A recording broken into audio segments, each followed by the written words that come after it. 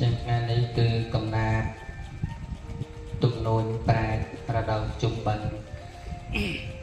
របស់ញោមពេជ្រសុខាថ្ងៃនេះគឺថ្ងៃពុទ្ធ3រោចខែវិសាខឆ្នាំម្សាញ់ពុទ្ធសករាជ2569ត្រង់ថ្ងៃទី14ខែ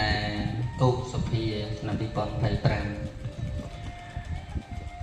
បបិទ្ធអស់លោកសប្បុរសក្មេងចាស់ទាំងអស់ទាំងប្រុសស្រីខែជុំដាក់បិណ្ឌក្នុងឆ្នាំថ្មីគួរតែលោកលីទៅវត្តវាកុំត្រងំតែក្នុងផ្ទះឬដើរលេងប្រទេសផ្ដាំហឺហាបំទៀនមិនឆ្ងាញ់ឆ្ងាញ់តែស្រាជេគេលោឡាទៀនទៅផ្លូវណាស់ហើយឈប់ខានប៉ុណ្ណឹងហើយទៅនៅបន្តាយខំរីរេតំទៅវត្តរបស់ជាមួយគេក៏ដើរទំនេរអត់ដល់ការ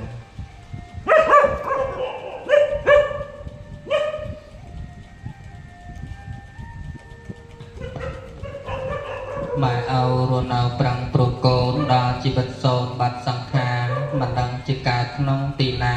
ជាមនុស្សទេវតាឬជាប្រែតបើបានកើតជាមនុស្សឬទេវតាប្រសើរខ្លាចខ្លាព្រោះស្គាល់ហេតុខ្លាចណាស់តែធ្លាប់ធ្លាក់ជាប្រែតបាក់ពោះប្រហែលអត់អាហារស៊ីតែផ្ទុះឈាមនិងលាមករូបកាយឲ្យក្រក់ពោះអនិច្ចាវេទនាខ្លាំងណាស់ក្នុងសង្ខារមិនដឹងថ្ងៃណានឹងត្រាក់ត្រាននេះហើយប្រកម្មចិញ្ចឹមកូនអកុសលនាំខ្លួនឲ្យរំខានសោយទុកពំសុខក្នុងសន្តានអស់លោកគ្រប់ប្រានខំរីរេ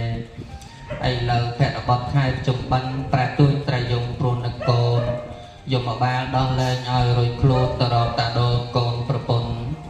អនិច្ចាអើយរាអសូរពេកប្រែរហូតទឹកភ្នែករងទុកធ្ងន់ទៅរកគ្រប់វត្តខំគួយគុណមិនឃើញប្រពន្ធកូនខ្លួនឡើយ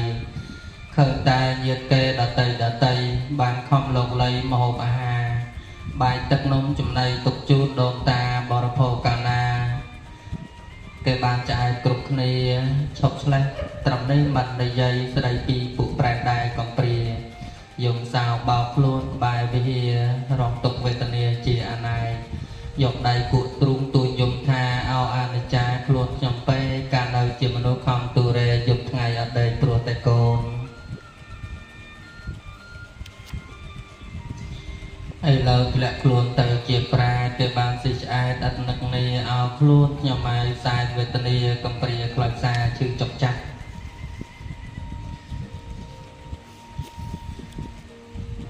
ហេតុនេះគួរគិតសង្វេគអសូរប្រែពេកដេកថ្ងាផ្កាត់ត្រេកឃ្លានខ្លាំងណាស់ស្ទើរដល់ស្លាប់រៀបរាប់សាស័ព្ទ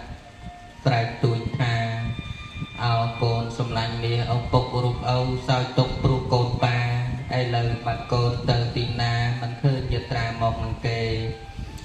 កូនដឹងទេថារូបឪពុកសោយទុកពុំសុខព្រោះរូបកូនបំបត្តិជីវិតឲ្យស្លាប់សូន្យឲ្យតែរូបកូនបានសុខសាន្តឥឡូវដល់ផលកម្មមកតាំងផ្ដាល់ឲ្យឪពុកពុំដែលខ្សានសោយទុកពុំសុខក្នុងសន្តានអស់លោកគ្មានថ្ងៃត្រាត្រានម្ដងណាកូនអើយកូនកើតជាមនុស្សស្គាល់ខុសត្រូវកូនបើគួរគិតដល់បៃតាត្រេកឃ្លានខ្លាំងណាស់ព្រោះអត់អាហារមិនដឹងថ្ងៃណាបានហូបឡើយឥឡូវចិត្តដល់គម្រប់ថ្ងៃយមបាលមកយកឪពុកហើយឲ្យកូនសម្លាញ់មាឪពុកអើយកូនអើយតើកូននៅទីណាបើមិននឹងឪទៅឪសុំជួបបានហូបមួយម៉ាត់រសអាហារសូមស្នាប់ទៅចុះប្រជីវ៉ាឪពុកអត់ថាទេកូនអើយ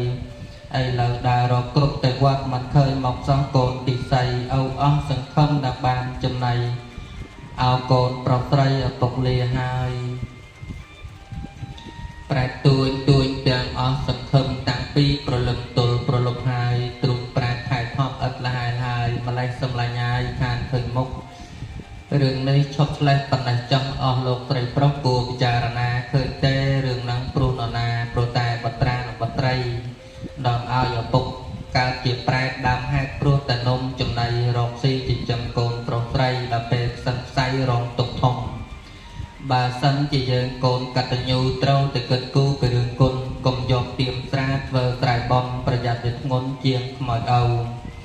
ខែជុំដាក់បិណ្ឌមករាប់បាទៅរៀបចំឲ្យស្អាតម្ហូបចំណីបាំងស្គលឧទ្ទិសដល់តាយាយញាតិមិត្តប្រុសស្រីដែលចែកខាន ឲ្យគាត់បានហូបចំណីនំដែលធ្វើដោយដៃយ៉ាងចំណានហូបហើយកាលណាឲ្យពរបានសួស្តីសុខសាន្តដល់កូនចៅរឿងនេះបើសិនអស់លោកណាមានប្រាជ្ញាបានបំពេញផលនោះនឹងជូនដល់យើងវិញសោយសុខពោពេញដល់នៅពៀនហងសូមអនុមោទនាចឹងគឺធម្មតាទេកាលណាមេត្តាបិតាហ្នឹងគឺរស់ស៊ីចិញ្ចឹមកូនប្រុសស្រីនឹងលំបាកគ្រប់សពបែបយ៉ាងហើយធ្វើឲ្យមានបាបកម្មនោះធ្លាក់ទៅកើតជានរោប្រែតណាតាមហេតុហ្នឹងគឺចិញ្ចឹមកូនប្រុសស្រីណាឲ្យរស់រានមានជីវិតណាសម្រាប់ជីវិតសត្វខ្លះទៅសត្វតូចសត្វធំនឹងបន្លែបន្លំភ្នែកជីងបន្លែបន្លំណាចង់បានដីគេយកមកធ្វើដីខ្លួនឯងជាដើមណាដើម្បីតាកូនណាចឹងហើយគឺមេត្តាបិតាហ្នឹងតែតែធ្លាក់ទៅកើតជាប្រែតណាឬក៏ជានរកប្រែតជាដើមនោះឯងចឹងហើយកាលណាតែកើតជានរកឬក៏ជាប្រែតណាជាប្រែតនោះគឺតែតែស្វែងរកកូនប្រុសស្រីណាស្វែងរកកូនប្រុសស្រីណាដល់ព្រោះតែគាត់នឹងឃ្លានអាហារណាឃ្លានអាហារកាលណាតែប្រែតគឺជាទីកន្លែងមានអាហារទេអបាយភូមិណាអបាយភូមិហ្នឹងគឺភូមិជាទីគ្មានបាយណាគ្មានបាយគ្មានការធ្វើស្រែគ្មានការចំនួនជួញដូរហើយគ្មានការចាយกระดาษប្រាក់ហ្នឹងគឺមិនមានទេណាក្នុងអបាយភូមិហ្នឹងគឺអត់មានទេព្រះអង្គសំដែងនៅក្នុងតារោពុទ្ធសោតហ្នឹងញាតិញោមចឹងគឺដល់ពេលវេលាអង្គខ្ញុំគណៈសមាធិត្រូវថ្វាយបង្គំព្រះរតនត្រ័យហើយណាសូមជូនពរញាតិញោមក្នុងប្រទេសក្រៅប្រទេសនេះអាភិបតាំងយ៉ឃុំប្រម៉ោយក្រុងវាលវែងខេត្តពោធិ៍សាត់ណាសូមជូនពរញាតិញោមក្នុងប្រទេសក្រៅប្រទេសសូមបានជួបតែសេចក្តីសុខសេចក្តីចម្រើនសូមឲ្យបានរួចផុតចាកទុក្ខទាំងអស់គ្នាសូមអនុមោទនា